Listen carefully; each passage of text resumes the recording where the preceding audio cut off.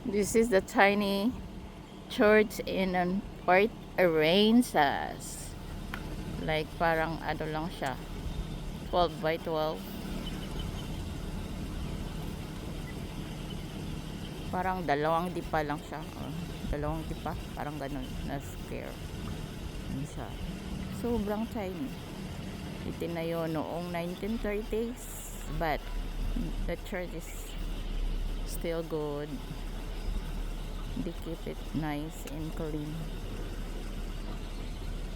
It's an historical church in Port Aransas. Yan, ito yung paligid niya. Nasa maliit siyang bundok. Yan.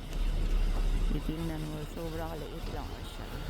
Siguro magkakasya lang yung meron siyang anim na chair na pang church, tapos yung chair is like mag-sit lang ng 3 to 4, depende sa laki ng tao. So yun, ganun siya kaliit.